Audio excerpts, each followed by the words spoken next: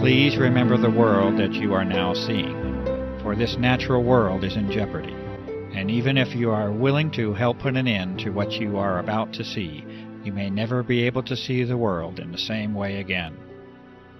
In the early part of 1999, an immense operation began, an operation using aircraft that many of us will find difficult to accept. This operation involves a dispersal of massive amounts of fine materials into the atmosphere, and the implications of these actions are grave and far-reaching, and they strain the limits of understanding. There will be counterclaims to the evidence that is presented within this film, and you will be told that all is normal and as it should be. You will be told that there is nothing to be concerned about, and that all is as it has always been.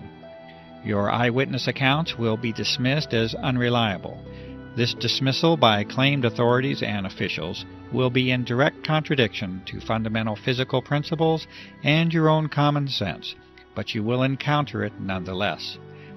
This dismissal now spans a time period of more than 5 years, and it accompanies a grassroots awareness that has been reached by millions of concerned and engaged citizens.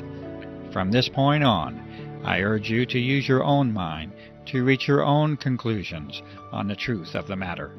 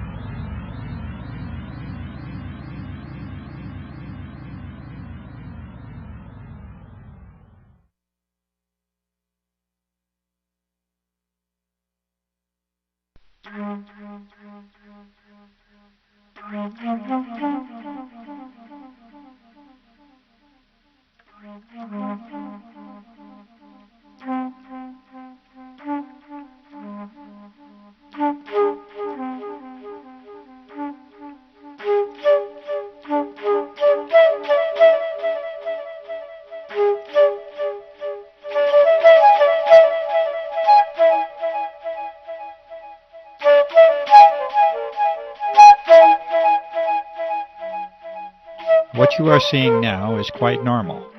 These contrails are the trademark of high-altitude aircraft since the close of World War II. You notice that the condensation disappears fairly quickly, much like your breath on a cold winter day. This is as it should be, and as it has been. For those curious enough to delve into the physics, chemistry, and thermodynamics of contrails, this normalcy has a more thorough explanation. Yes, science and common sense do agree, and the balances of nature are achieved with this common phenomenon.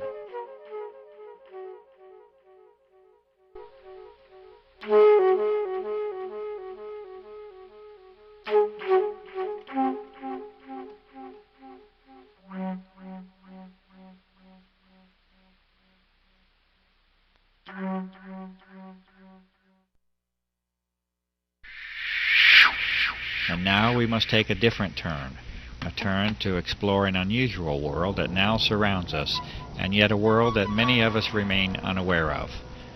The atmosphere of this planet has been changed, and you are now being introduced to one of the main causes of that change. The aircraft at the upper portion of the screen is leaving a normal contrail, and it vanishes as any trail of water vapor is expected to.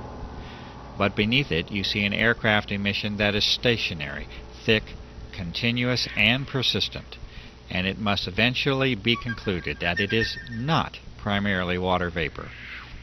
The environmental conditions for each trail are not exceptionally different from one another, and yet the result and impact from each trail is entirely different. The only logical way this can occur is if the trails themselves are very different from one another, and indeed they are. The majority of the footage that you are now seeing has been filmed in the high desert regions of New Mexico. This is an arid environment with very low humidity levels.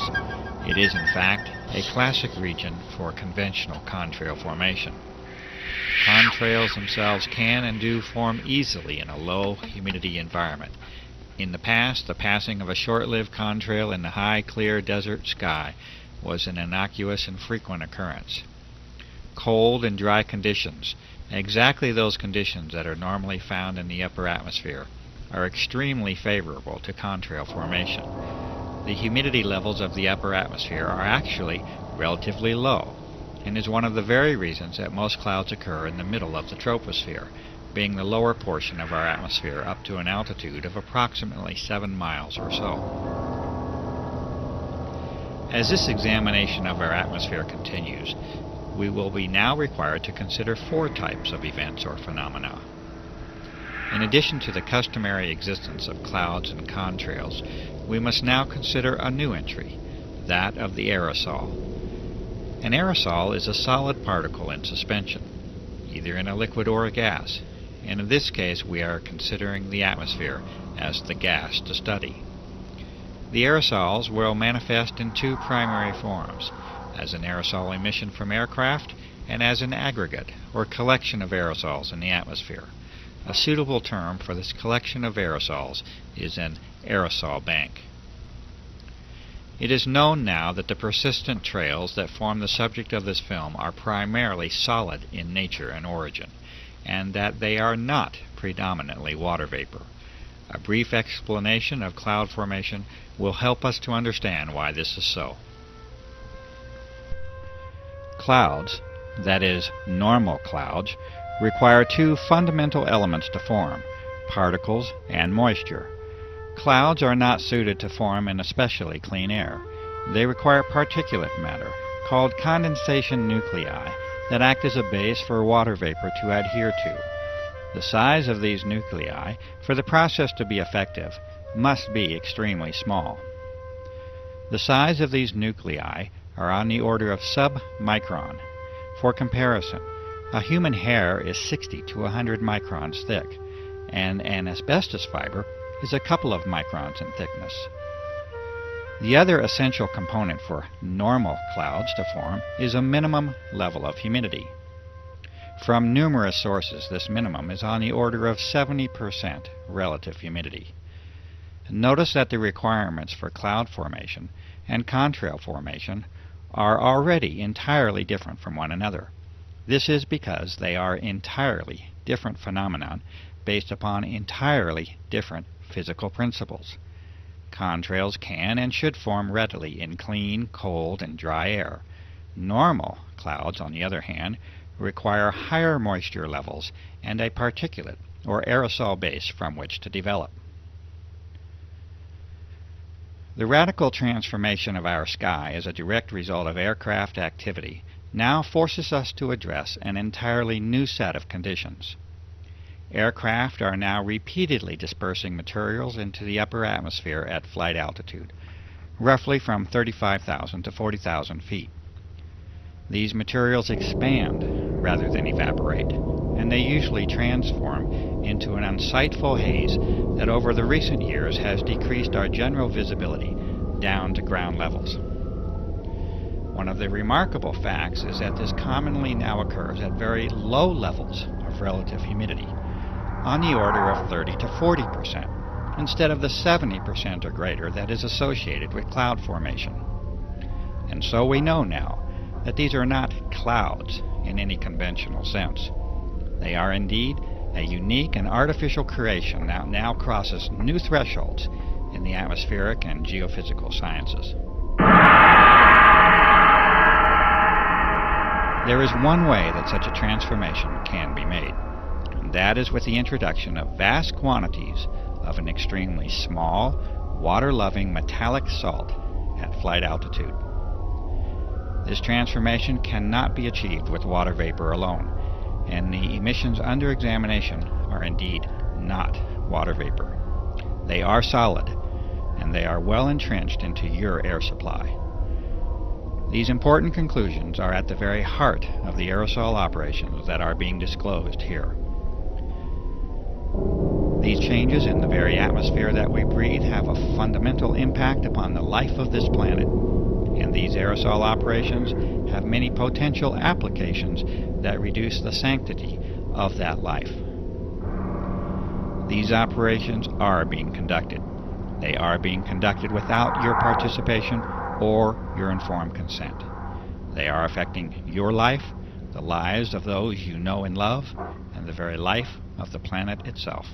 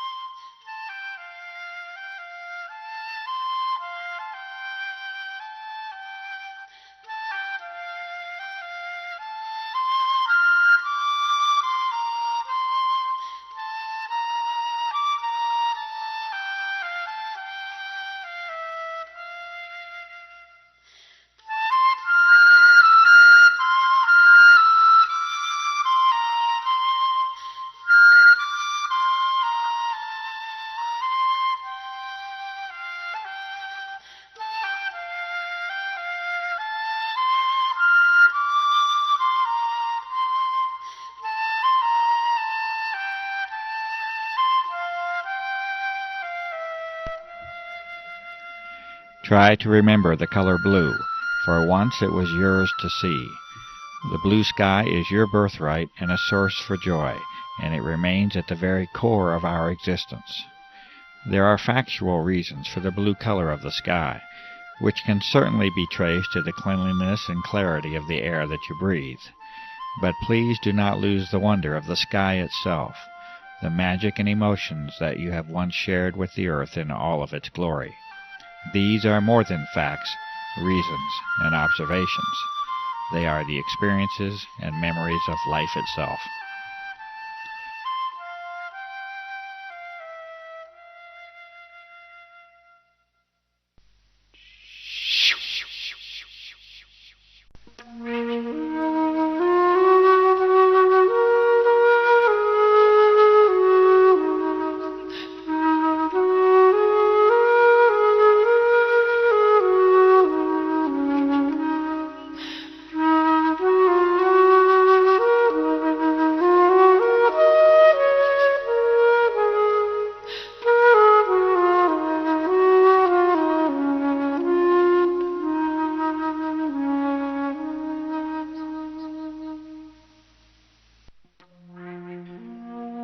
You can no longer see blue now, at least not in the same way that many of us know and remember.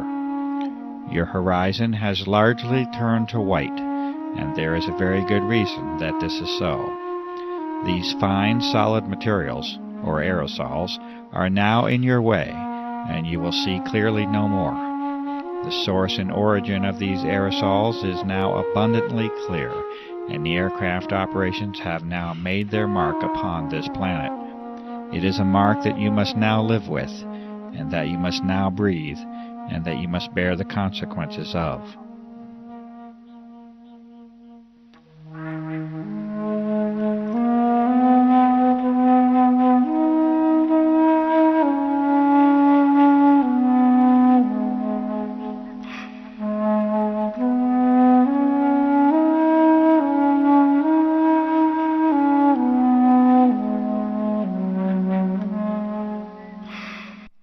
That is, unless we all become aware of the level of damage that has already been done, and unless we act together to reclaim our planet and its atmosphere.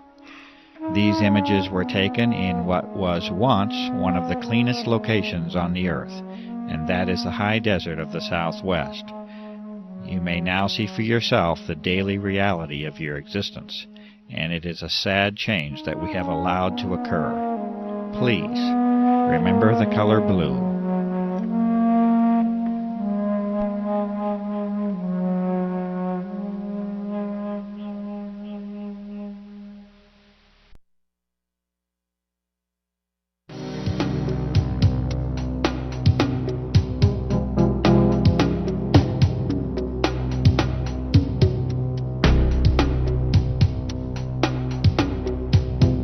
In the early part of 1999, A website under the name of www.carnicom.com was created to call attention to the unusual events and effects surrounding aircraft activity over the southwestern desert skies of the United States.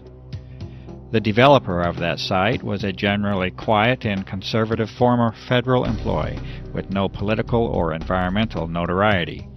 Within a matter of days, it was apparent that this site was immediately drawing attention from a broad host of high-level government and military agencies, defense contractors, research organizations, chemical and pharmaceutical companies, and health organizations. This interest was documented on this same site for a period of several months, by which time an obvious pattern of monitoring the developing research was apparent. Over the next few years, a glaring disparity had evolved. On one hand, a high level of monitoring of documentation, sampling methods, research, analysis, and disclosure efforts was now documented. On the other, a campaign of continuous dismissal of the significance of the issue and a refusal to investigate was conducted by those very same visitors. You are now seeing a small sample of these frequent visitors and monitoring agencies and companies, such as the Pentagon, multiple Air Force bases, the United States Senate, aircraft manufacturers, pharmaceutical and drug companies, national security, intelligence and emergency agencies, weapon and defense system contractors, research organizations, and the media. The United States Air Force is now on public record as declaring that the entire subject of this documentary is a hoax.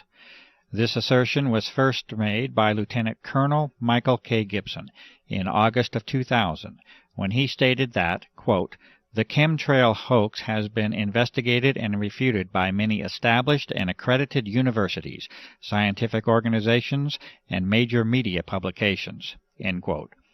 This assertion was later escalated when Colonel Walter M. Washabaugh in 2001 repeated verbatim the previous declaration. Colonel Washabaugh also did not opt to provide the detailed list of the refuting parties. Charles H. Taylor, North Carolina, from the House of Representatives, has stated in March of 2000, in a response to constituent concern, that he has been, quote, "informed by the Air Force that these chemtrails are nothing more than ordinary contrails," unquote.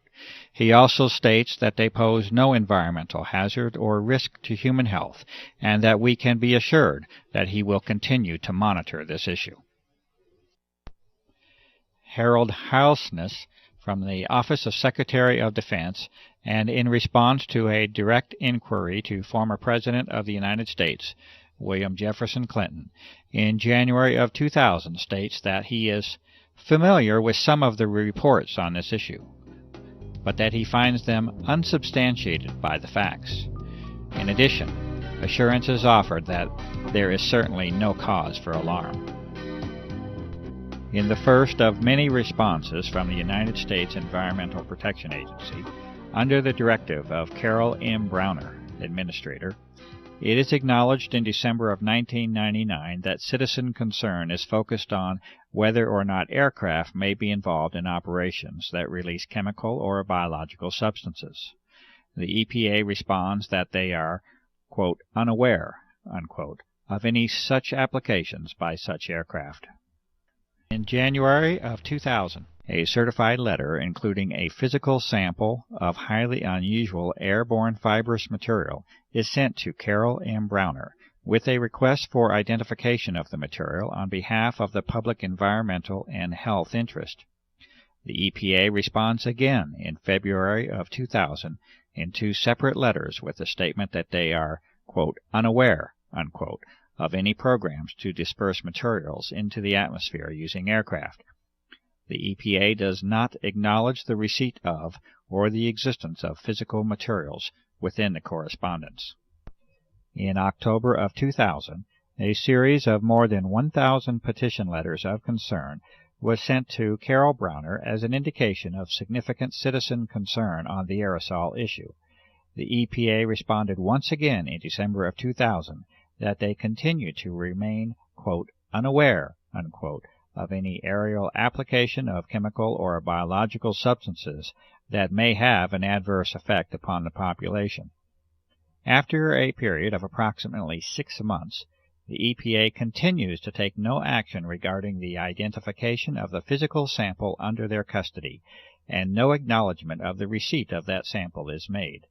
The discovery of unusual biological components within that sample by independent researchers heightens the concern for identification of that material. In response to an inquiry from Senator Jesse Helms of North Carolina to the Environmental Protection Agency, Region 4, the EPA once again responds with the phrase of choice, that is, the EPA is, quote, not aware, unquote, of any programs to disperse materials on the population using aircraft. The EPA expresses its appreciation over concern about protecting the environment and is hopeful that their reply addresses any concerns. Greenpeace, an international environmental organization, when contacted regarding the aerosol issue, stated in September of 2000 that they are, quote, unable to comment, unquote, and that they do, quote, not have an official position, unquote, on the matter. In a separate correspondence, Greenpeace responded to a citizen that they are concerned about global environmental problems and that they do not have local chapters that can help with this particular situation. In October of 1999, Senator Jeff Bingaman of New Mexico replied to a concerned constituent that the Air Force has assured to him that what is being observed are simply normal aircraft contrails. It is further stated that although there may be the appearance of an aerosol operation, this is not the case. Senator Bingaman also informs the constituent that he will ensure that the Air Force will reassure people about this issue. United States Senator Richard Lugar replies to a constituent in July of 2000 that what is being observed is simply a normal contrail, as has been seen since the close of World War II. Furthermore, Senator Lugar states that the FAA, NOAA, the EPA, and academic professors have examined the claims only to find out that they have been made by disreputable sources and that upon challenge provide no evidence or data. Representative Mike Thompson of California replies in April of 2000 to a concerned individual that what is being reported and observed is simply a normal consequence of aircraft traffic and that there is no environmental hazard or risk to health. The State of New Mexico Environment Department in September of 1999 acknowledges a number of complaints received regarding aircraft activities over the skies of Santa Fe, New Mexico. The Environment Department declares that the, quote, data, unquote, does not suggest that any illegal or clandestine activity is occurring. A scientific document that discusses the nature of normal contrail formation is included within the reply to the New Mexico resident. The citizen is advised to keep the department abreast of any concerns. The Attorney General of New Mexico, Patricia Madrid, in November of 1999, also acknowledges multiple inquiries to her office regarding unusual aircraft operations. The Attorney General declares that there is, quote, substantial evidence, unquote, that the activity and contrails are well within the range of normal aerial activity. After issuing this notice, Patricia Madrid declines to respond to 2 personal visits made to her office by Clifford Carnicom, a concerned citizen, to discuss the aerosol issue. The Ohio Environmental Protection Agency responds to a citizen in November of 1999 by stating that they are, quote, unable to complete an investigation, unquote, and that they do appreciate the concern expressed by the citizen about the environment. The ABC News 2020 investigative journalism staff respond that, quote, unfortunately, unquote, a request for examination of the aerosol issue was not chosen, and that 2020 thanks the citizen for thinking of them and being in touch. And in June of 2001, 1.5 years after the original submission, the United States Environmental Protection Agency acknowledged the receipt of the unusual fibrous physical material. This acknowledgment followed a Freedom of Information inquiry on the topic submitted by a citizen. The EPA refused to identify this sample, stating that it, quote, was not the policy of this office of EPA to test or otherwise analyze any unsolicited samples of material or matter.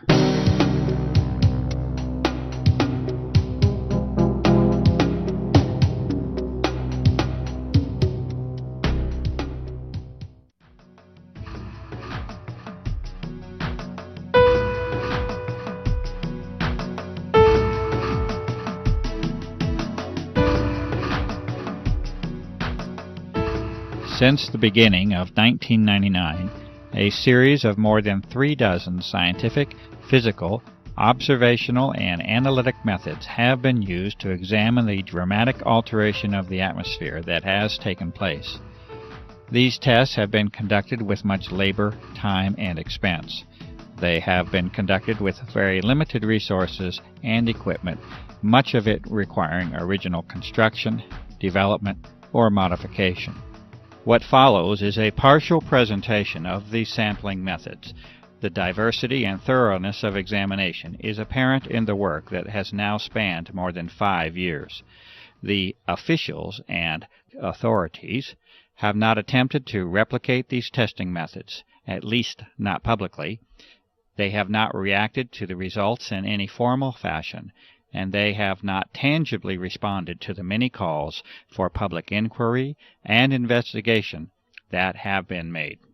The methods and results of all testing procedures are available on the website www.carnicom.com, and this research represents a substantial body of information that may be helpful in interpreting the designs and motivations behind the aerosol operations.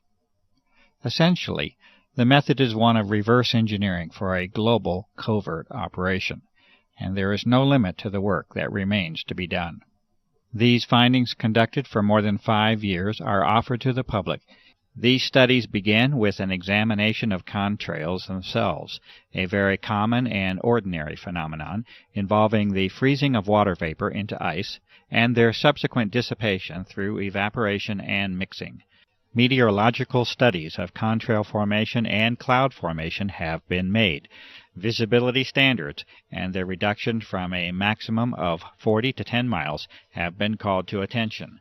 A study of pH, or of acid and alkalinity level, of rainfall has been conducted by a network of concerned citizens across the country. Highly unusual statistical results are present in the vast majority of these studies. Telephotos have been captured in the earlier phase of operations that directly show emissions from aircraft that are in complete defiance of any normal contrail formation. These unusual emissions are not a result of environmental conditions.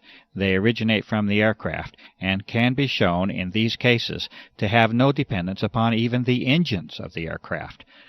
HEPA, or high-efficiency particulate air filters, have been used in various states to directly filter the outdoor air in repeated tests. Some of the materials found include the repeated presence of unusual filaments, a gel formation, crystals, and powders. Extraordinary levels of particulate materials have been directly observed and recorded using simple methods discovered by citizens across the country. These methods include the corona of the sun and extremely powerful lamps. Caution with the solar method is especially advised. These observations have been taken under the most ideal weather and air quality conditions, and they nevertheless provide alarming and direct evidence of the substantial changes that have occurred in our atmosphere. Rainwater samples have been distilled to concentrate any solid materials or particulates. Metallic-based materials are evident upon observation. Unusual airborne filament samples have been collected from a variety of locations across the nation, as well as the globe. These fibers are highly unusual in their properties, and any claims of being simply spider webs cannot be substantiated. Samples of these fibers have been sent directly to the Administrator of the United States Environmental Protection Agency. Subsequent observation of these fibers under the microscope produces disturbing results, including the occurrence of unusual biological components. The United States EPA has refused to identify these fibers. Incredibly high mold counts have been found within repeated outdoor samples that have been taken. This result is in spite of the fact that the tests were conducted in an extremely arid environment in the high southwest of the United States. This arid environment has been further aggravated by extended drought conditions over the past several years, also a topic to be discussed further. It is a fact that particulate matter in the atmosphere acts as a transport mechanism, or delivery system, for other materials, including biological materials that can piggyback onto the solid materials. This is in addition to the health risk, including respiratory illness and increased mortality that result from higher levels of particulate matter in the air. It is also a fact that must be reported, despite the disturbing and alarming implications, that unusual and unexpected biological components have been repeatedly identified in a variety of atmospheric samples across a wide geographic area using a variety of techniques. The fibrous material sent to the United States EPA is especially unsettling, as it was later shown to contain biological components under the review of a medical professional. For those who might think that biological aerosols have no precedent, it might be worthwhile to read carefully the documented U.S. Senate hearings held in 1977, entitled Examination of Serious Deficiencies in the Defense Department's Effort to Protect the Human Subjects of Drug Research, along with the contractors that are enumerated within that report. A variety of electromagnetic devices have been developed and used. This investigation has resulted from the plausible hypothesis that the atmosphere has now been modified into what is called a plasma state, or an electrified gas. Testing has produced a variety of indications that this hypothesis is indeed correct, and that the atmosphere is regularly being used for electromagnetic applications. ELF energy is of special concern because of its direct connection to the health aspects of the electromagnetic nature of human beings. Artificial pulse energy appears to now have been detected on a variety of occasions, and evidence indicates that it is now a part of our unseen environment. Electrolysis methods have further confirmed the existence of unexpected ionizing metallic salts within our atmosphere. Radar anomalies also continue to point to the presence of an altered electromagnetic environment. The testing and sampling methods and results that you have just witnessed are necessary due to the abject failure of the public environmental authorities to respond appropriately to the many requests for investigation that have been made by countless citizens. The responses of the so-called officials and authorities has already become painfully apparent.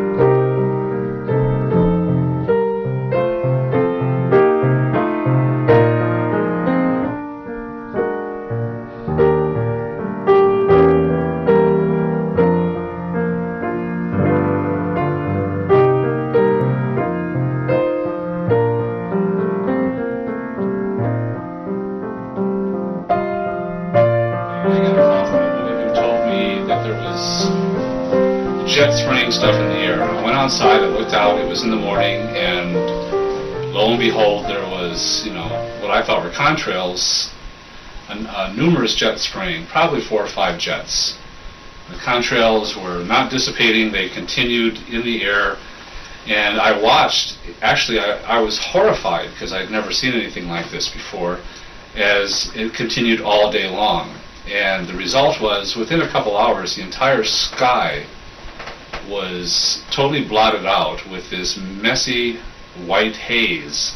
I started documenting after I discovered that nobody was paying attention, and that even people who would look up and acknowledge that they see the same thing, they weren't at all concerned about it. They didn't think that it was anything of importance. And when I moved to Santa Fe, one of the reasons I moved here was because of the sun and the beautiful sky that they had here. And I've been somebody who's always watched the sky. And the sky here was deep blue and beautiful, and it was something that gave me energy. It was just something that just elevated my spirit every time I saw it, no matter how bad my day was going. If I could get outside and see that beautiful sky and those big fluffy white clouds, everything was okay. And so I saw this being taken away, basically, and I didn't know what was going on, and I didn't know who was doing it or why it was being done, and I still don't know. But what I do know is that it is being done, and it wasn't natural. The jets would come. I know enough of, I have a degree in science. I have a doctorate in science, so I consider myself to be maybe not an expert in this particular thing, but I know how to look at things, and I know that that if you pass natural sunlight through a substance and it gives off a color, it usually identifies that substance. There's no two substances that give the same color in solution. So I knew that I was looking at something that was other than water, because that would have made what we know as a rainbow. It would have pretty evenly distributed bands of color all along the spectrum. Well, because I was trying to convince people that it was actually happening and it wasn't normal, I began to try to see things that I could point out to the sky while I was with them to say, well, look at this. How do you explain this? And I learned a little bit about meteorology and the atmospheric conditions necessary for even a contrail to form and persist, much less ones that just dissipate, and found that there were no laws of physics that supported this activity, or the explanation of this activity, as a normal water vapor or frozen vapor trail. And so I came up with things like, well, all of a sudden, the jet goes overhead, and in the same sky you'll see 2 or 3 jets passing overhead, and there's nothing. You can barely see the jets because they're so high up. And other jets come into an area, and all of a sudden the white trail starts all of a sudden coming out of the jet, and then it stops, and then it starts again. And I've seen a number of occasions where they just did dashes across the sky. And I stops and starts. I talked to a few pilots, and I asked them, well, how can you do this? And they, first of all, they did not believe that anything untoward was happening, and they said, well, you can turn your engine off. I said, would you do it over and over again? He says, if you're nuts, the sky's gone from a deep blue to kind of a silvery white with a little hint of blue in it. Even on the best days, when you don't see a lot of activity overhead for even a week, it never comes close to the deep blue it used to be. And I started noticing, especially by March of '99, April of '99, people were becoming very, very ill. At the time I was working in a healthcare facility, and I was seeing a lot of upper respiratory disease happen. And over the years, I've watched more and more people come down with asthma, and you can hear it. You go into a supermarket and you find children, children that are 2 and 3 years old, and you can hear them wheezing. You can hear rails in their chest. I mean, this is very unusual. I still really do not know why this is happening. I mean, I've gone the spectrum. I've gone the spectrum from thinking, oh my God, they're trying to kill all of us, to maybe they are trying to protect us from cosmic radiation that may damage the planet, ultraviolet or X-ray radiation that's coming because the upper atmosphere has been rended in some way, has been torn in such a way as to let those things through. So I've been all the way from the most evil intent to the most beneficent. But in either case, I want to know. I wanted to know. I just want to know. I want someone in an official capacity to speak about it openly. Because whenever something happens, and like I said, it's I've learned an awful lot about human beings through this process. Because I insist that this is happening, that this is real, and that it's not normal. that there's something happening, there's something under the table going on that's not being talked about, and yet it's happening in broad daylight, visibly. It's affecting everybody. It's certainly, it's no longer the joy it used to be to go hiking in the mountains, to go outside to ride my bike. I've had more upper respiratory and lower respiratory and sinus infections and health problems in the last 5 years than I have in all my life combined. And so that's part of my concern, and also a lot of the people that I care about have been very ill. But in terms of, are they going to stop it because the public is concerned? Well, the public is going to have to get really, really concerned in a very, very big way. And the thing that, I mean, now that's a cynical view. A paranoid view is that, well, if the public does have a big outcry against this, well, we already know they can blatantly spray us with whatever the hell they please, and it could be, you know, they could put, you know, put us to sleep or something, you know, they could put something in, you know, some tranquilizers or something. We'd just be walking zombies. In a lot of ways, I think a lot of our population are walking zombies. I mean, the lack of, the general lack of the ability to think critically about anything outside of one's own personal life, safety, football games, is astounding to me. The hopeful view is that they're going to stop this at some point during my lifetime so that I can see blue skies again. And you know what? I've never ever had that feeling before until this started, that there's actually one thing I want to see before I die, and that is a really deep blue sky.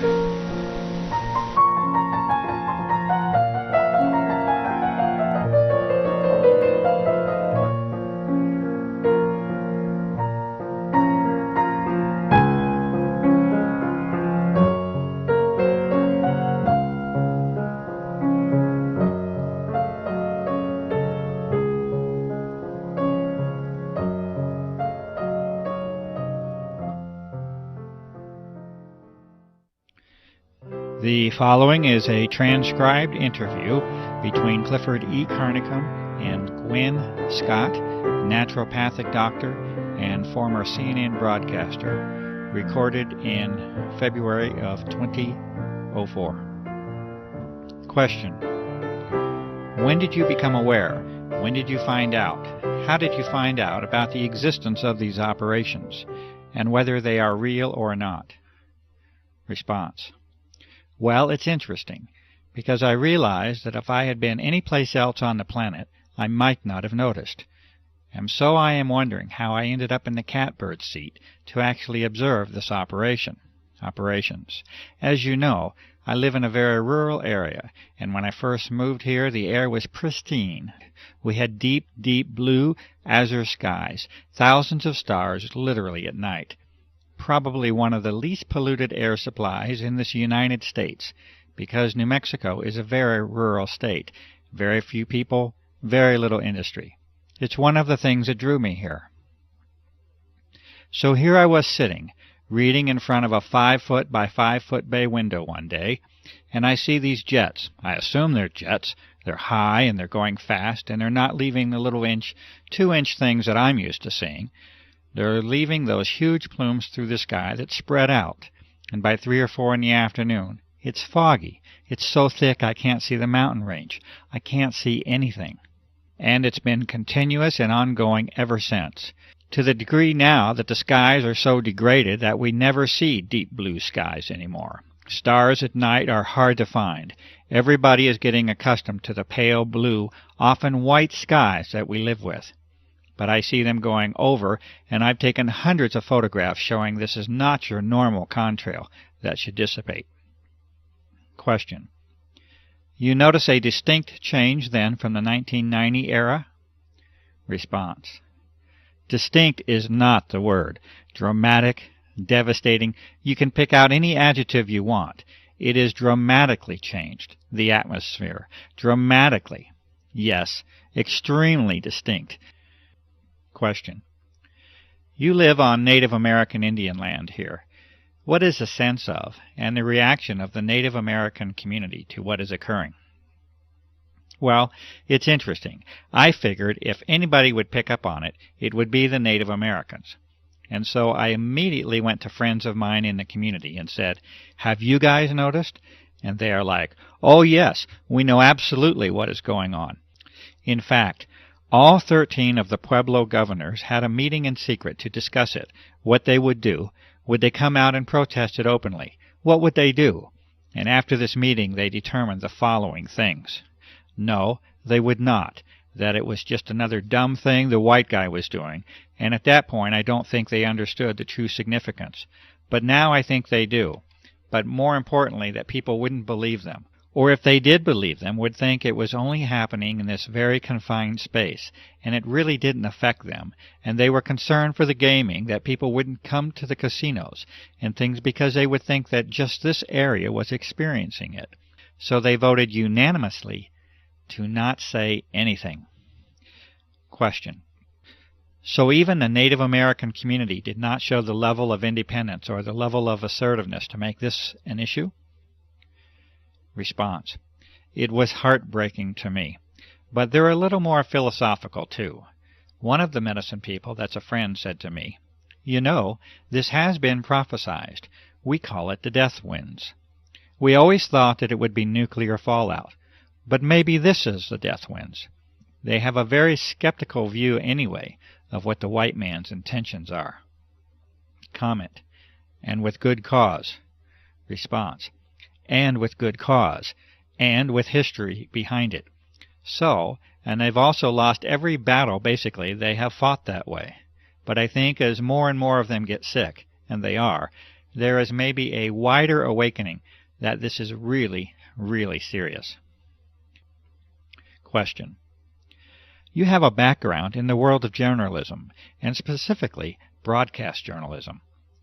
Can you talk a little bit about that background? And also the relationship of the media to what is occurring, what has failed, what has worked, any efforts that you have made to motivate the media to involve themselves in this, to cover this issue. Response. Yes, well, you and I are friends now, so you know that I was in broadcasting for 30 years. I worked for all 3 affiliated networks, ABC, NBC, CBS, in many of the larger markets, and I culminated my career as an anchor at CNN and Headline News. So the medicine part of me was kind of going along as my passion, and so I made my living and had my career as a broadcaster, and any free time I had was spent studying the medicine, because that was where my true heart lay. So I have over the years a lot of really good contacts in some pretty high places in the media. But I would imagine pretty much everybody watching this will know there has been dramatic changes in the media. Who owns the media? The quality of human now being attracted into the media. In other words, why are they there? When I started, it was mostly all print folk, and they kind of had to tell us, come on, clean up your act. This is visual.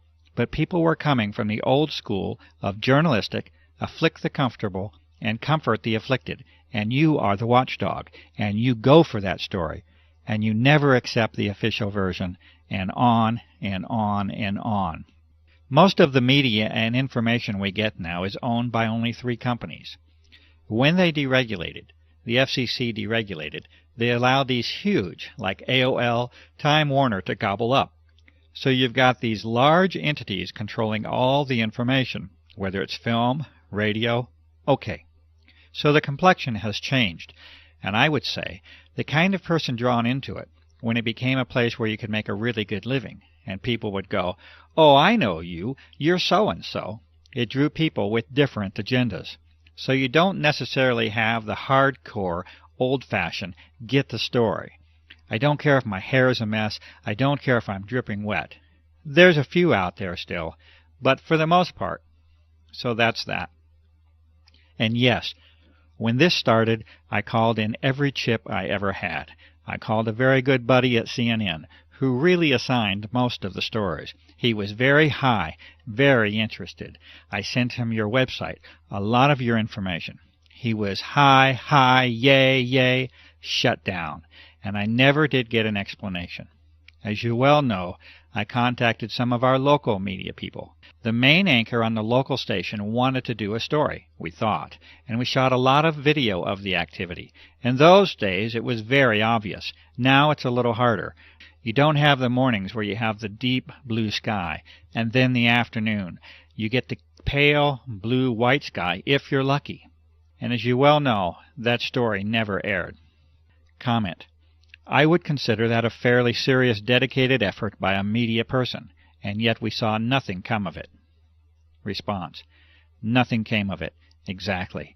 As you well know, the USA Today, which is an international publication, did a story on it, but it was obviously with an agenda, basically poking fun at those goofy people who saw those things. I believe there was one or two credible people interviewed, but for the most part, the reporter started out with an agenda to sort of make fun of those people who were seeing things in the sky.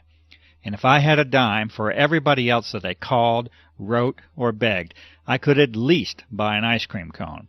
To no avail, just hitting a wall. Comment. And this was with all your connections. Response. This is with years of connections. It's unprecedented in my life. And I cannot name another story. People point to Watergate as this big watershed cover-up. I find that laughable.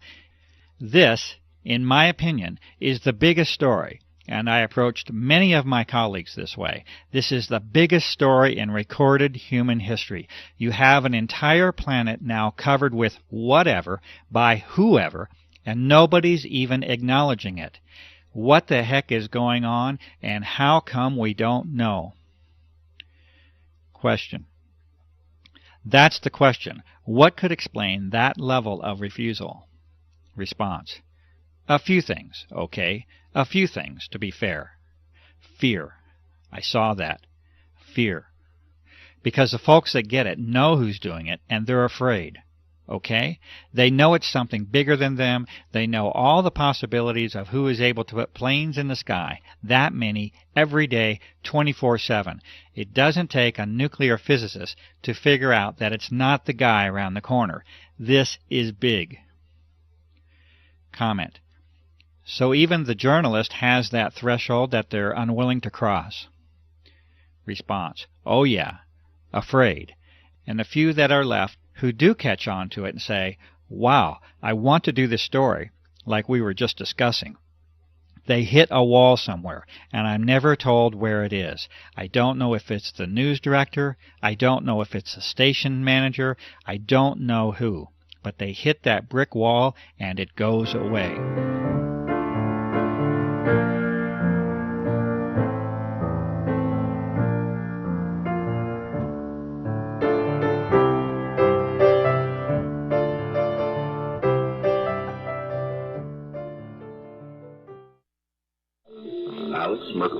Mysteries of the Mind. It is the world that has been pulled over your minds. As you know, I've been a pilot for over 40 years. I've been flying. I stopped counting my hours at 3,500 hours, which is a fair amount. I've owned 7 airplanes in my life. I have ratings all the way up to twin IFR. I am not jet rated, but you know, everything else but. Today, Clifford, when all of a sudden you see these trails in the sky in the morning when you wake up, and by late morning, early afternoon, the sky is totally overcast. It is not natural. The government and other people say, oh, well, that's a contrail, condensation, contrail that all planes do at a certain altitude. And I said, you don't know what you're talking about. Yes, there are contrails. Go back to World War II, we had contrails, but they didn't last. This was, you know, in those days it was condensation of moisture, and then it dissipates after, I don't know, maybe depending on the altitude, maybe a minute, maybe a little over a minute, but around a minute, and it's gone.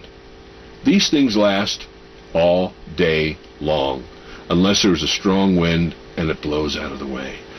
Now it's gotten so bad, and I talk to people, as you know, all over the world, and it's happening almost every country that I'm aware of in the world. We have listeners in at least 50 countries that we know of, and people are always reporting back. If we get into a discussion or times that you have been on the show before, people come back and just report incredible experiences. They have a lot of respiratory problems. They never had that before. People are having a lot of sinus problems. They've never had that before. And it's always after they have been inundated with some of these sprays. You also asked about, how do people feel about it? They are extremely concerned because there seems to be something that is happening that is affecting them physically and in some cases even emotionally and psychologically. So there is a drastic change in what is happening around us in 5 years, 5.5 years. And people have never seen this or experienced this before.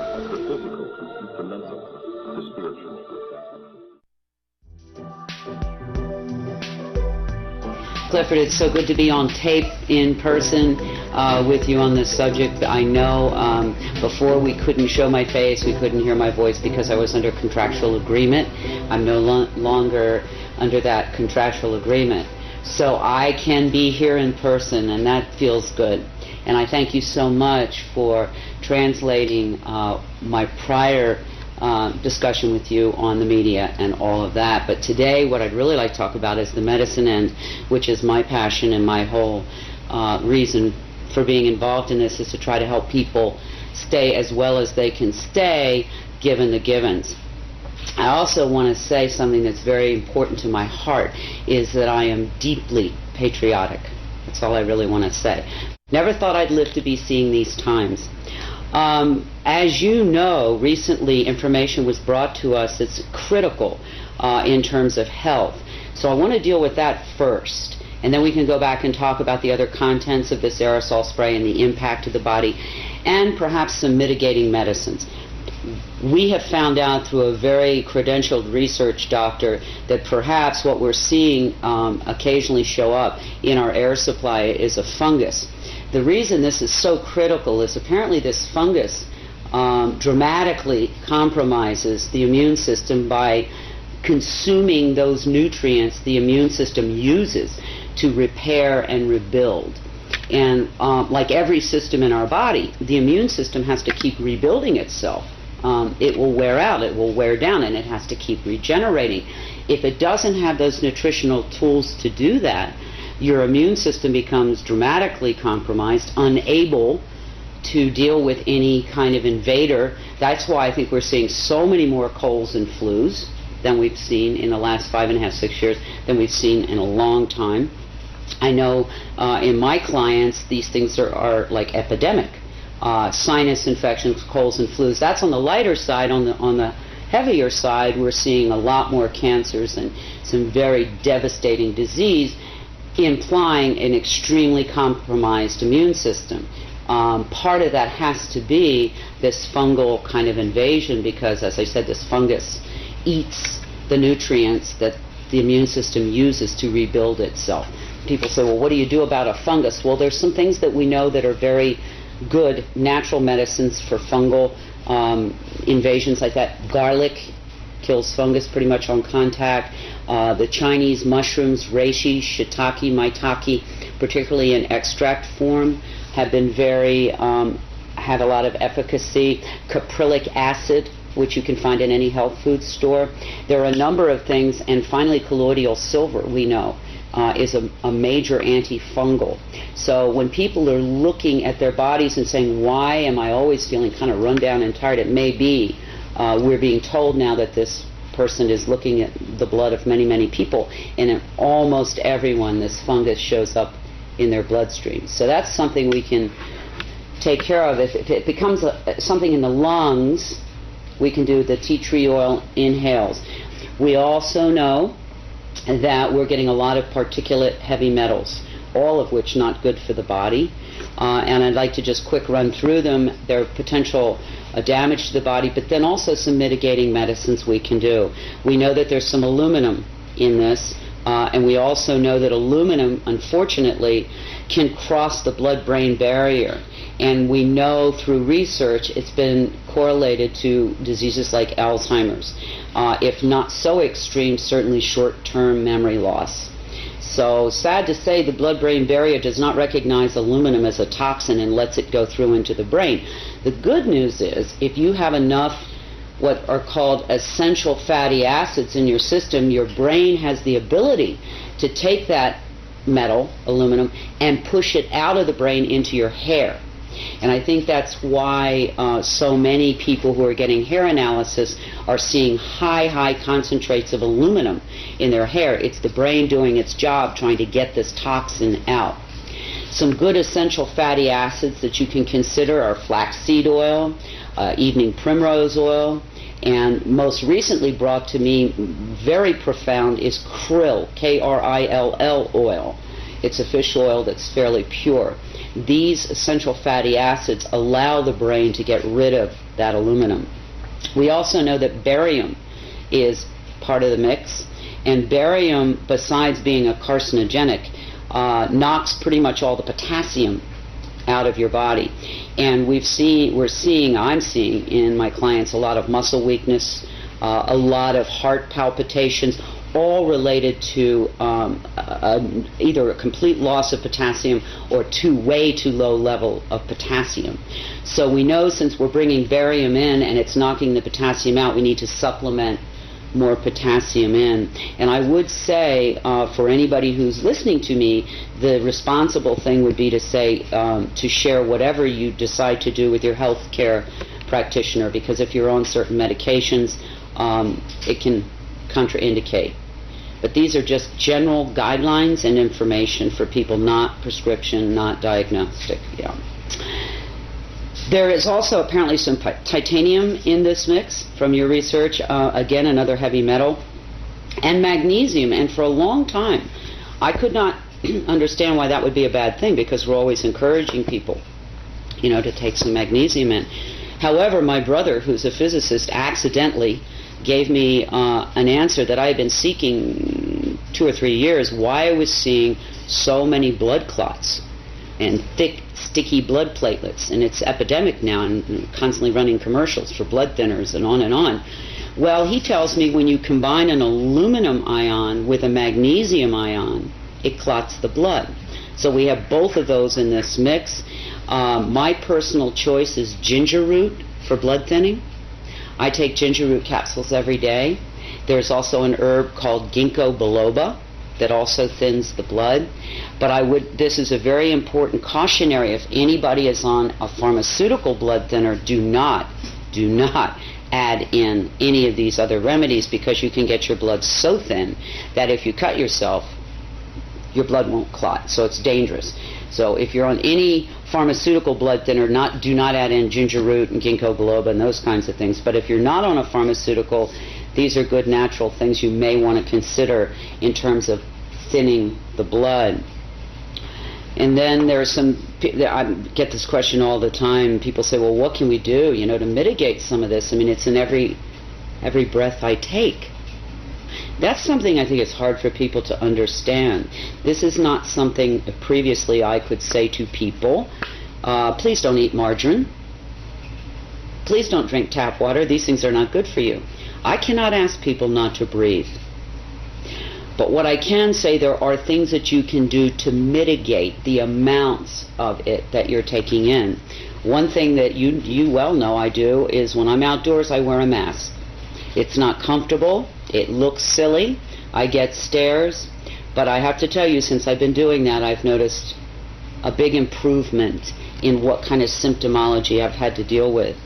Also, there is a very good all-natural substance called diatomaceous clay that has the unique property of attracting heavy metals to it, then binding with them and allowing your body to then send it out through your bowel.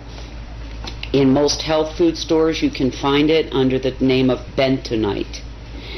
You have to make sure, though, this diatomaceous clay that you're taking in is food grade, because they do have diatomaceous clay at the nurseries, and that's not pure.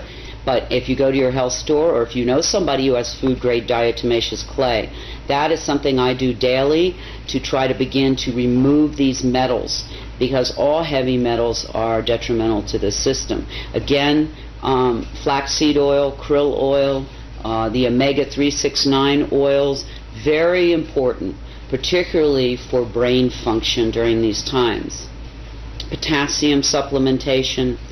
And another epidemic is sinus infections, and that colloidal silver nasal spray I use, and I've had a lot of friends use it, and it's very effective with helping to clean up those sinus infections caused, I'm sure, by all these particulates. I don't know if you know, one of the top respiratory specialists in the United States was recently on the Today Show. He's written a book called something about the breathing crisis in this country. And he told, I think it was Katie Kirk, I don't recall who was interviewing him, maybe Ann Curry, that death or mortality from respiratory disease had gone from number 8 5 years ago to almost number 3. That's huge. That means that the third leading cause of death now in this country is breathing. And one has to wonder what could have happened in 5 years to have created that kind of crisis, is the only word I can think of. So this is something that anybody who breathes, and I'm assuming that's anybody who might be seeing this documentary, needs to be concerned not only for themselves but everyone they love. This isn't like a firing squad where everybody goes down and you get to watch it at one time. This is a cumulative poisoning that will demonstrate in different people in different manners depending on how strong their immune system was to begin with, what their genetics are, and many other factors. So this is something that will demonstrate in a lot of different ways. You're not going to have, as I said, the firing squad effect, but what you will have is over time more and more debilitated people, more and more people who don't feel well, more and more younger people, which I'm seeing quite a bit of now, in their 20s, 30s, and 40s, with problems that we never saw in that age range, or rarely, I should say, saw. When this began 5.5, almost 6 years ago, 24/7, we know that maybe it's been going on however long, but the 24/7 heavy spraying, during that time, at the beginning I saw mostly older, frail people and infants suffering and leaving the planet. But now it's coming down the old chronological scale here. So we're dealing with people, teenagers, 20s, 30s, 40s, 50s, with a lot of debilitating problems. And I know in Albuquerque alone, 5-6 years ago, 6 to 8% of the children were diagnosed as asthmatic. Today, as of now, it's 70%. It's devastating. These are children. I would say to anybody listening, one of the first and most important things that you can do is start to eat your medicine. Get rid of the junk food, get rid of the empty food, get rid of the zapped food, and begin to eat, if you can, organic and free range. If you can, at least good, whole, pure food. Don't zap it in the microwave. That removes all the good digestive enzymes and many of the nutrients. So start with your diet, because your body is under an insult that it's probably never in the history of man, I don't think, seen before. And in order for you to stay healthy and those that you love, you've got to really begin to pay attention to what you're eating, the water that you're drinking. That's the first line of defense. I'd also encourage people to consider a good all-natural vitamin and mineral supplementation program, because, again, our bodies need every bit of help we can give them in these times.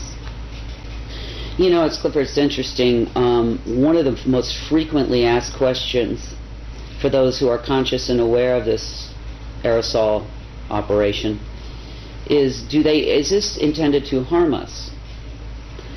And I can't answer that. I don't know. But what I can say is, do they know that it's harming us? Unequivocally they do at this point in time. And so one who lives in a free and democratic country would want to wonder, why would the people that we trust to care for us, keep us safe, allow this kind of thing to go on? I personally have gone way deep inside and had many sleepless nights, and can't come up with any plausible reason why you could, for any reason, harm so many people in such a dramatic way. And so I would say, if you are like me, you love this country, you're deeply patriotic, that take advantage of that freedom that we are given here in this beautiful land of democracy. Make your voice heard, ask for an explanation, ask for a discussion, so that we can determine if this is something we want in our air supply. We can't just keep ignoring it. It's not going to go away. It's just not going to go away unless people of consciousness and conscience decide to get up off the couch and do something. And they can decide what that something is. Because if they don't, as they watch the people around them, and they look at their own health, and they see the deterioration, they're going to have to wonder at some point, well, gosh, why didn't I do something when I could?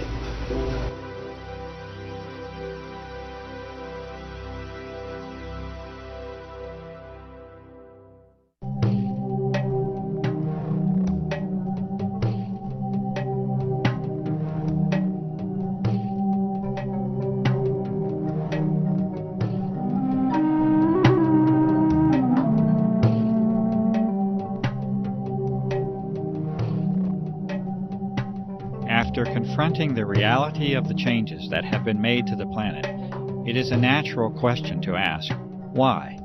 Why would anyone want to? And who would want to alter the very air that we all breathe? We may never know the true answers to these questions, as the evidence is now clear that the aerosol operations are a covert operation, an operation that is never to be openly discussed or disclosed using the traditional channels of a free and democratic society, an operation that will never ask for your consent or for your participation, and that will be conducted regardless of your concern.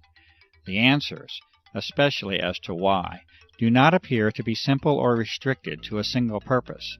The more that is understood about the nature and potential of the operations, the more complex the picture appears. What can be done, however, is to use the vast body of evidence that has been collected at a grassroots level to make interpretations that are at least consistent with this data. This has been done, and there are now 5 major areas of endeavor that are in agreement with the observations, data, and analysis that extends for more than 5 years. These are: number 1, environmental engineering, modification, and control; 2, electromagnetic operations; 3, military operations; 4, biological operations; and 5, planetary and geophysical change itself. These areas are not mutually exclusive to one another. There is an overlap that can make it difficult to discern where one program may start and another end. It is quite possible that any, and indeed likely that many or all of these operations are being conducted concurrently. What can be done within this brief segment is to explain how and why these types of programs are consistent with the broad spectrum of evidence that is now available to examine. First, with respect to environmental engineering, modification, and control. The evidence now shows that the very physical nature of the atmosphere has been changed. The best information leads to the conclusion that a hygroscopic, or water-seeking salt, is a dominant component of the aerosols that have been introduced. It is also an observation that has been confirmed over and over, and this is that the operations frequently, if not usually, are conducted in advance of approaching moisture and storms. These salts have the usual effect of locking up that moisture with the solid particles, and to generally reduce the impact of, frequency of, and the amount of moisture that reaches the ground. This is one of the simplest interpretations that can be made that is supported by countless observations, and this is that the moisture levels of weather systems have been altered. It may be no coincidence whatsoever that drought is now commonplace and widespread, and that the moisture of the planet is becoming an increasingly precious and sought-after resource. There are those who make claims that the aerosol operations have an intended, benevolent objective to mitigate the effects of global warming. It is also apparently accepted within that same claim that it is best that such an intention not be internationally discussed in public, and that you are best off not knowing about it. Unfortunately, the data does not support the contentions of benevolence that have been made, and in fact the majority of the data can be considered to have detrimental and potentially disastrous consequences to the life and ecology of this planet, including humans. Furthermore, the vast majority of elements and substances under examination will actually increase the heat levels of the lower atmosphere rather than decrease it when they are placed into it. This is exactly what the observations themselves support, and that is that drought conditions are exacerbated and aggravated by the introduction of the aerosols and not mitigated, as many might choose to believe. In addition, there are many more complicated aspects of environmental control that are possible with the use of conductive aerosols, including the modification of the electrical nature of the atmosphere as well as thermal instabilities induced by interactions with the magnetic field of the Earth. Storms depend upon the electrical exchanges that take place within the atmosphere.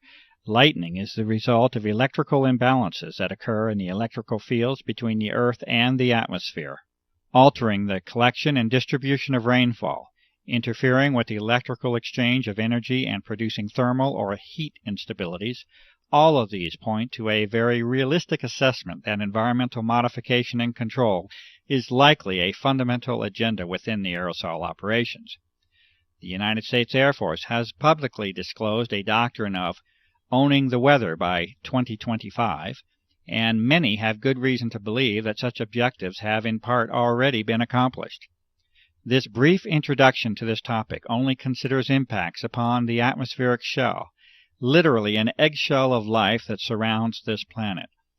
Understanding the full environmental impact, including the soil, the seas and lakes, the flora and fauna, the agriculture that sustains us, can only lead to an ominous portent of environmental change that we must pay the price for with our apathy.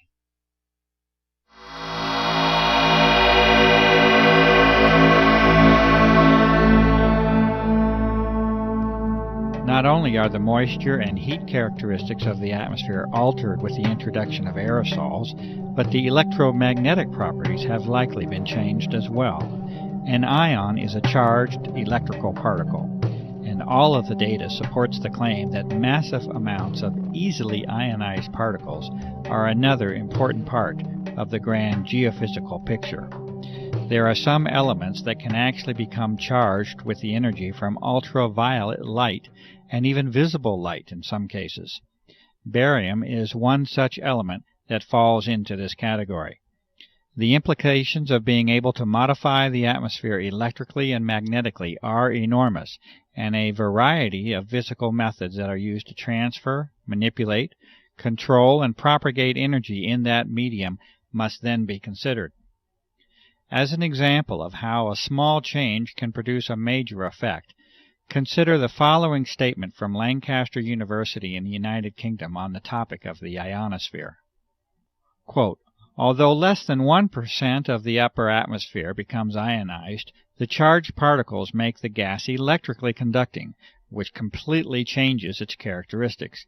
The ionosphere can carry electrical currents as well as reflect, deflect, and scatter radio waves." Unquote.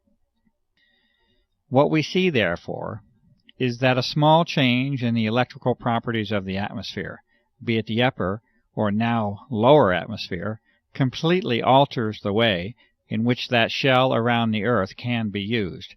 This concept introduces us to the topic of plasma physics, which may be more in the grasp of common understanding than might first be believed. Most of us are familiar with a neon or fluorescent light tube. This is a perfectly common example of what plasma physics is about.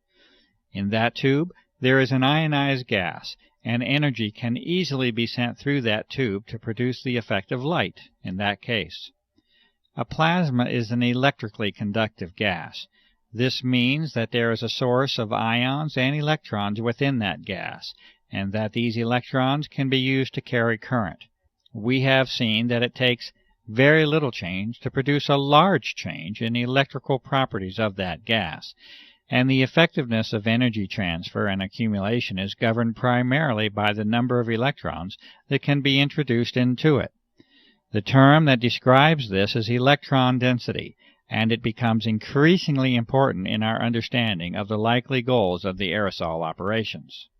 Multiple measurements of atmospheric conductivity levels, extremely low frequency and very low frequency radiation, as well as magnetic variation, support the claims made that the basic electrical properties of our atmosphere have been changed.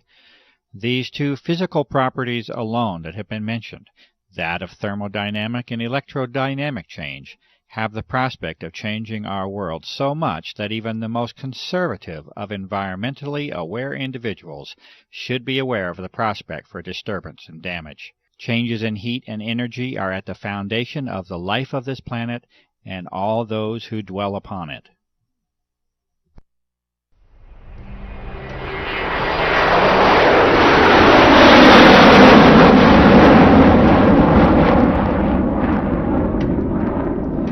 It is a necessary, logical, and natural extension to our discussion of applications to include the almost inevitable role the military assumes within them.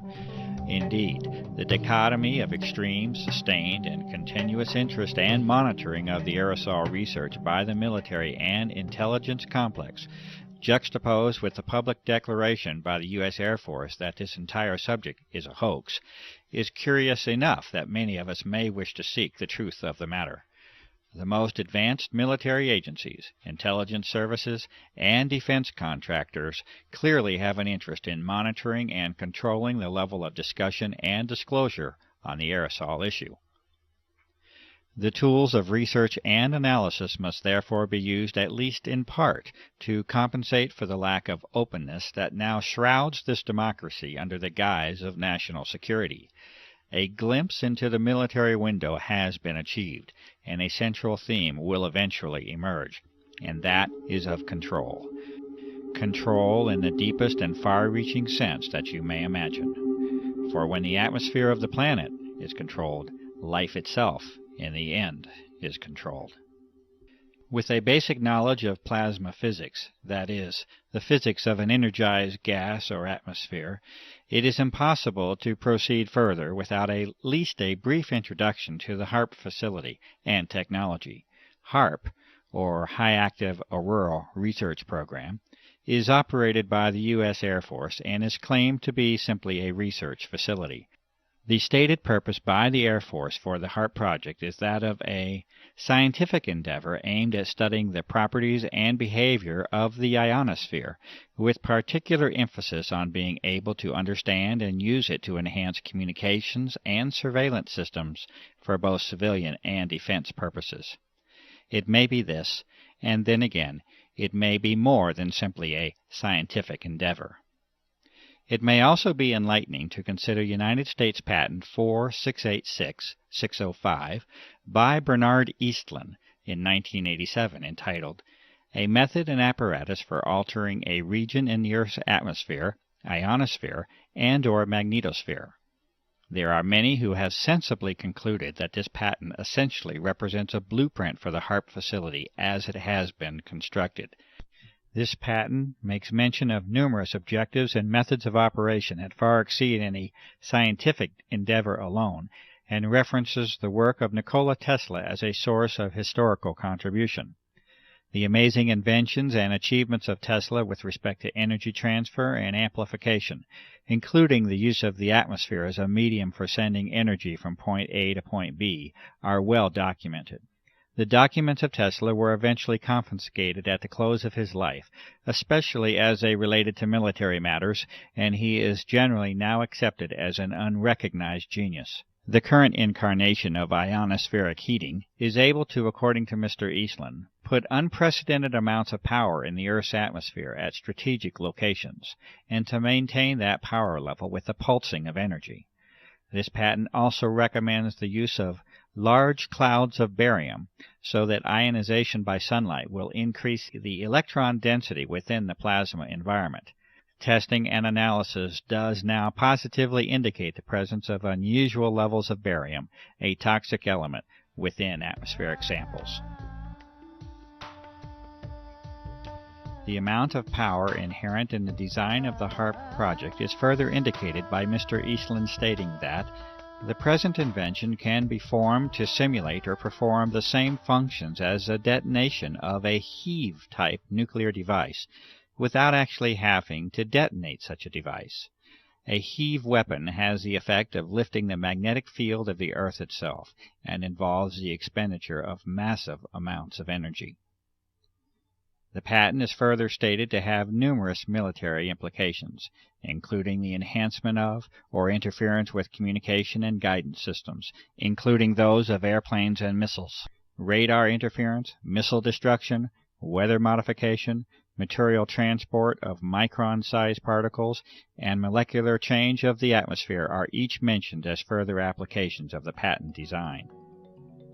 The executive summary for the HARP project also specifically mentions forcing the descent of particles from the atmosphere toward the ground using ELF radiation from HARP. Clearly, environmental modifications, the electromagnetic transfer of energy, and military operations of global impact are already in sight from the existence of these aerosols within our atmosphere.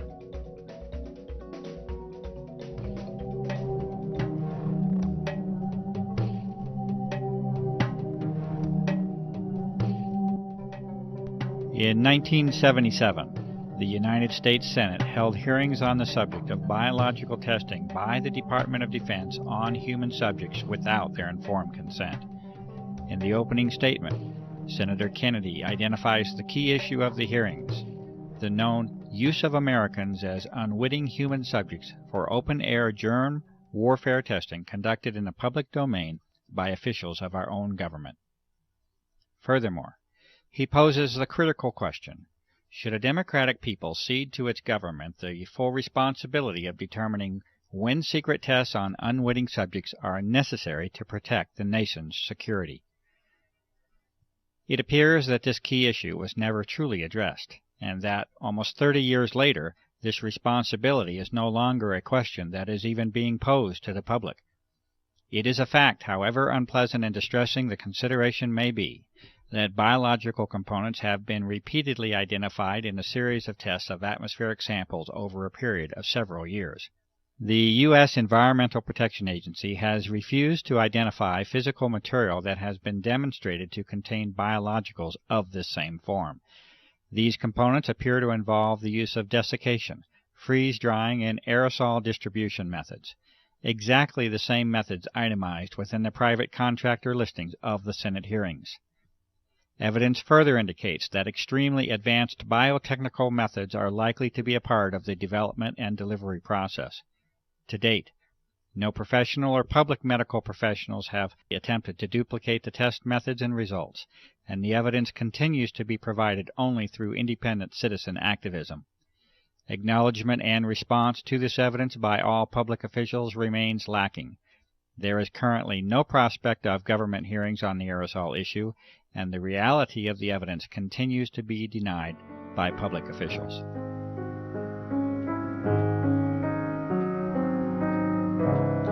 And lastly, although more conceptual in nature than our earlier discussion on environmental modification, electromagnetic, military, and biological aspects of the aerosol issue, it is not unreasonable to consider interactions with the Earth as a whole. It is not impossible that there may be connections between the energy levels of this altered plasma of the Earth and geophysical processes, including Earth changes. There has been increased attention in recent months by prestigious scientific organizations, mainstream media, and the Defense Department itself on dramatic Earth changes that are foreseen in the not-too-distant future. These discussions center on major climatic change and geophysical field changes, such as the magnetic field. Under disclosure is the likelihood that these changes occur much more rapidly than was previously supposed. It is at least a theoretical reality that a plasma sheath around the Earth can accumulate energy. This originates from the combination of increased electron density and low-frequency energy propagation. There are many questions that can be asked as to how and if this energy can be harnessed to affect the Earth. The many abnormal Earth changes already on the record during the recent years certainly offer a motive for examining the energy transfer between the Earth and the now altered atmosphere.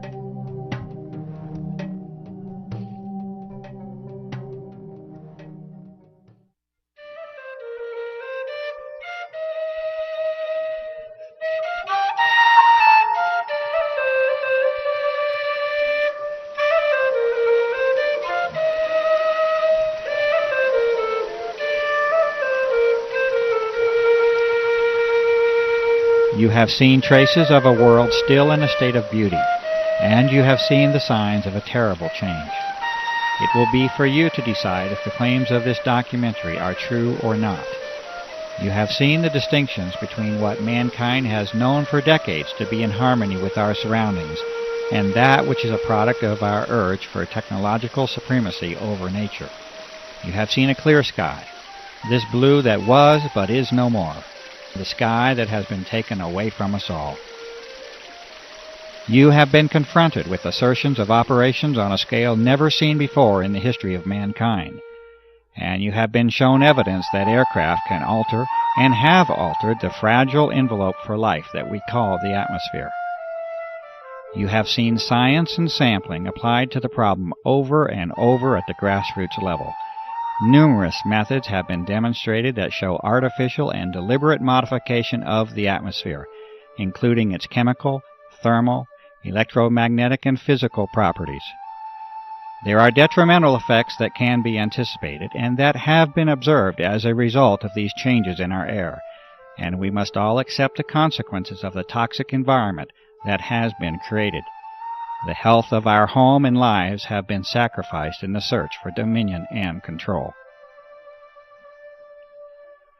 You have witnessed a high level of interest in the subject of this documentary by the military branches at the highest level, the intelligence services, the chemical industry, research organizations, defense contractors, bioengineering firms, and the pharmaceutical complex.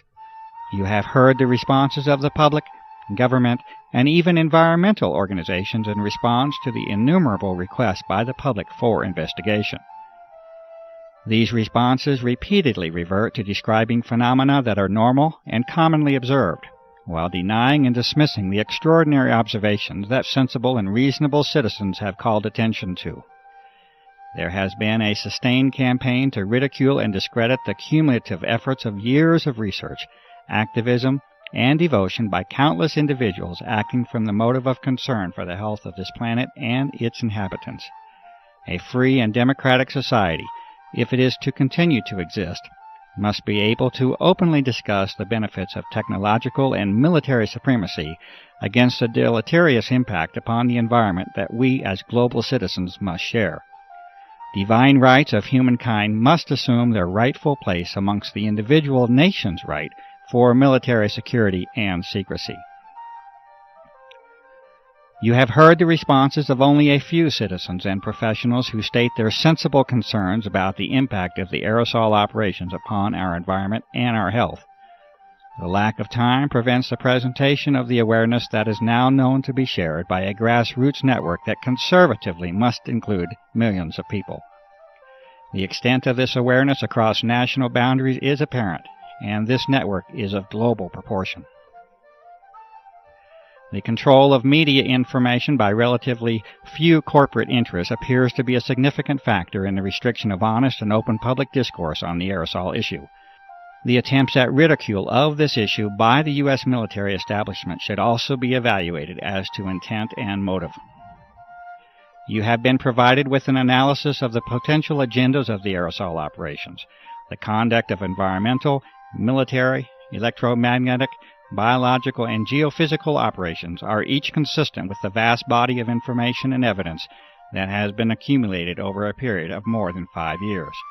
This result has been reached with the painstaking efforts of numerous citizens, researchers, and activists across the country and around the globe. Many of the operations under consideration would appear to regard the welfare of human beings, the life of this planet, and our environment as a low priority. Many people, having become convinced of the reality of these operations, will naturally ask the question, what can I do to help? It is also known from experience in history that many of these same individuals feel helpless and powerless after they confront the immensity and complexity of the operations. They also often become disillusioned after encountering the predictable and disingenuous responses of our public servants. It is also known that the traditional methods of dissent and activism are no longer working, and the political process is failing in a constitutional sense. Petitions have been signed and disregarded. Appeals for investigation are dismissed. Calls for media involvement lead to crafted articles of ridicule. Even the legitimacy of the voting process itself is in question. There is no comfortable, reassuring, and simple answer that can be given to you. This is the reality that we must face. It is expected that any success will eventually result from an enormous groundswell of grassroots activism and open public protest. At the current rate of progress, a timeline of decades can be projected before we reach the level of influence that is needed. The sober counter-reality is that the health of this planet is not likely to give us such a generous allowance of time. Our atmosphere is our lifeblood, and like the proverbial frog in the warming pot of water, we are acting obliviously to our own demise. You will have to use your talents and resources, your gift of life, to help this planet. The role of this researcher has been to give you the best information of what is believed to be the true nature of the aerosol operations. You will have to determine your role and exercise that role while you still have the opportunity to do so. If you are a professional, you must inquire into the ethics of your profession and answer the questions of public service that accompany it. If you are a citizen, you must participate. If you remain silent in the hope of preserving your freedom and security, you are almost certain to lose both. The doctor, the journalist, the scientist, the lawyer, the politician, the environmentalist, the activist, the author, the filmmaker, the fundraiser, the organizer. You must all assume your roles openly, publicly, and quickly to offer any real hope for our survival. I make this appeal to you. This documentary is a not-for-profit venture. It has been made with an appeal to you personally in mind. It may be freely copied in its entirety and distributed. No individual is permitted to distribute this documentary with a profit motive. It has been created for the benefit of the public. Please help us to restore and regain the world that you know can exist.